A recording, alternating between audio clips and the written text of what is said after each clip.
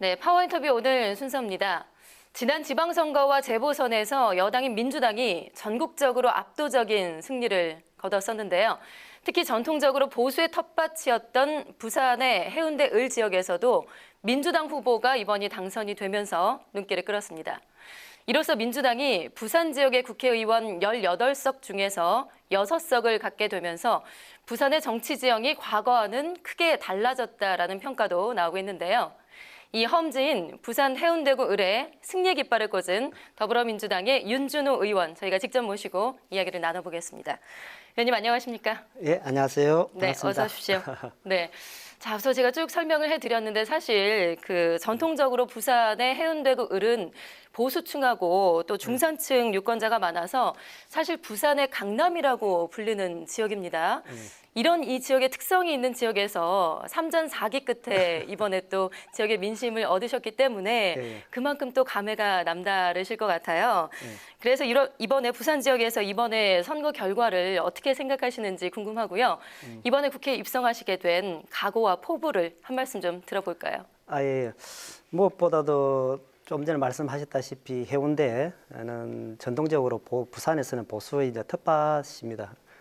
전 부산시장이었던 서병수 부산시장님도 거기서 4선을 하셨거든요. 그랬죠. 배덕강 전 의원님도 그쪽에서 재선을 하셨고, 예. 구청장 또 3선을 하셨던 전통적으로 보수의 텃밭이었는데, 예. 함에도 불구하고 거기 해운대 주민 여러분께서 저희 민주당 또 저 윤준을 선택해 주신 것은 변화에 대한 욕구, 더 이상은 이렇게 해서는 안 된다는 그런 부분도 강했고, 또 다음에 문재인 대통령에 대한 신뢰, 이제는 전쟁은 반대하고 평화로 가야 된다는 평화 선언에 대한 그 지지가 이번 선거에 나타났기 때문에 그 믿음에 대한 예. 제가 적극적으로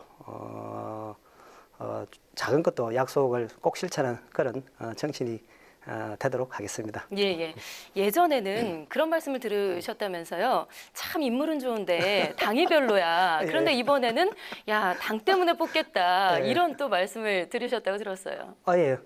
맞습니다. 제가 선거에 3번 공식적으로 미끄러지고 비공식적으로 4번 정도 미끄러졌는데 예. 지금까지는 제가 부산에서 계속 뭘 교수라든지 사업 CEO를 해가지고 또 나름대로 성공한 CEO를 해가지고 주민들한테 일정 신뢰를 받았거든요. 그런데 함에도 불구하고 당이 민주당 부분들 해가지고 명함 나눠주면은 예. 명함에 대한 이런 뭐 찢어버린다든지 해가지고 개인적으로 굉장히 마음이 안타까웠는데 이번 선거는 인물에 대한 평가보다는 당이 너무 좋다. 예. 그래서 택시 타고 하는 운전사분이라든지 버스 기사분들 그런 분들이 적극적으로 당에 대한 신뢰 또 문재인 대통령에 대한 신뢰 이런 분들이 처음으로 적극적으로 나타났던 선거인 것 같아요. 예, 그만큼 지역의 분위기와 민심이 많이 바뀌었다는 것을 느낄 수가 있는데 사실 이 지역에서 앞서서도 뭐 잠깐 언급을 해주셨지만 배덕광 전 의원이 LCT 금품 비리 혐의로 의원직을 상실하면서 이번에 2년 만에 보궐선거가 이루어지게 됐는데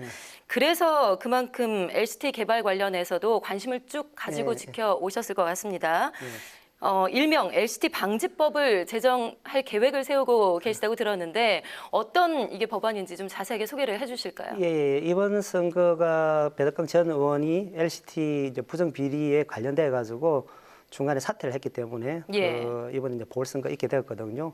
그래서 이렇게 된 배경은 2가지 정도로 저희들은 이제 알아보니까 하나는 부산에서 무지막지하게 공적 자산들을 개인적인 그리고 사사로운 관계로 해가지고 사적 이익을 취할 수 있는 그 구조가 30년 동안 일당 독재를 해왔기 때문에 뭐 은행권이나 금융권뿐만 아니고 박근혜 정부하고 연결되는 그런 것 때문에 됐다는 거 하나 하고 두 번째로 이런 거 법적으로 못하게끔 해야 되는데 이런 부분들이 저희들은 좀 심각하게 그래서 법적인 부분들을 어떻게 할 것인가 그래서 해안선 중심으로 되어 있는 그 내륙 관계 한 50m 정도에는 절대로 개인적인 어떤 뭐 개발 행위를 할 수 없도록 적극적인 조치를 취해야 되겠다. 그런데 지금 조사를 하고 공부를 하다 보니까 지금 산재되어 있는 법이 서로서로 엉키가 많이 있더라고요. 그래서 이런 걸 좀 일목요연하게 정리를 해가지고 어떻든 간에 해운대 같은 게 해수욕장을 공적인 자산이잖아요. 그걸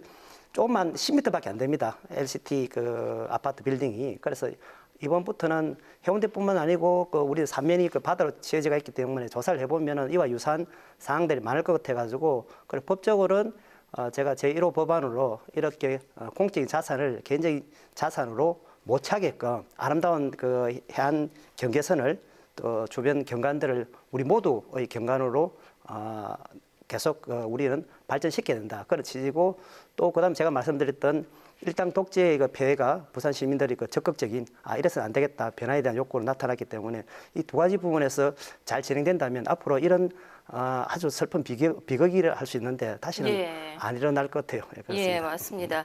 사실 뭐 LCT 사건 하면은 비례 랜드마크다 이렇게 불릴 예. 정도로 상당히 좀 전국적으로 이슈가 됐던 사건인데 법과 제도를 좀 잘 정비해서 다시는 이런 일이 없도록 좀 방지를 해주시고요. 자, 그리고요. 흔히 부산의 해운대구 하면은 부산에서 가장 잘 산 지역, 예, 가장 맞습니다. 땅값이 비싼 지역 이렇게들 알고 있는데 지금 의원님의 지역구 같은 경우는 해운대 을은 전혀 다른 분위기라면서요. 예. 이게 지역의 지금 현황이 어떻습니까? 그 흔히 이제 부산을 좀 떠나 전국에서 서울에 보면 해운대 가면은 굉장히 화려하고 해운대 해수욕장이라든지 서울의 강남 정도의 발전을 생각하는데 예. 그런데 그것도 사실입니다. 사실이고 또 부산 영화제라든지 국제 영화제라든지 해가지고 많은 관광객들이 모여들고 있는 건 사실이고 예, 하지만 저도 여행을 많이 가봐서 알죠. 예, 예.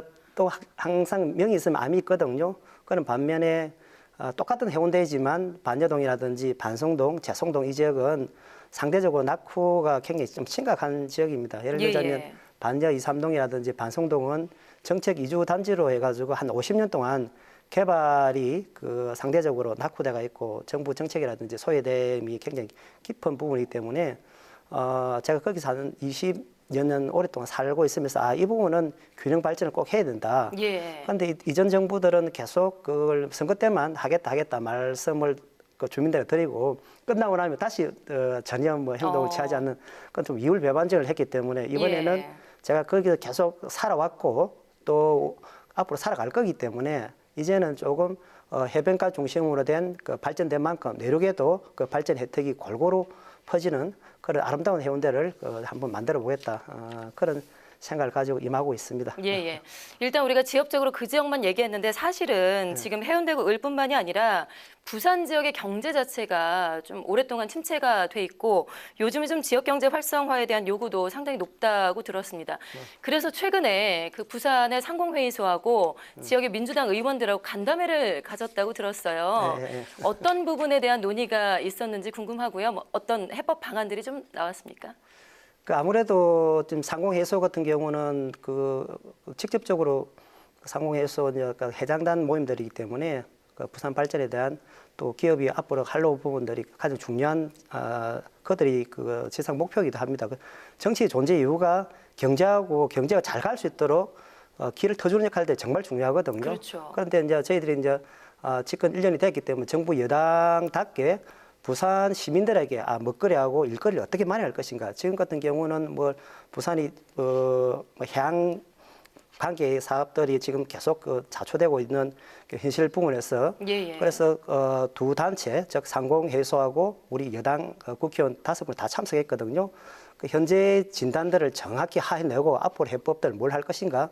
그 상공회의소가 그 실질적으로 준비를 많이 해왔습니다. 그래서 예, 예. 일단 그들 이야기를 충분히 듣는 걸로 해가지고 앞으로는 그들 이야기를 듣는 차원을 넘어가지고 제도적으로 좀 더 심층 깊게 이야기를 나눠가지고 그런 것들을 부산 앞으로 일거리 또 먹거리를 해결할 수 있는 중심 주체로서 여당답게 책임 있는 모습을 보이자.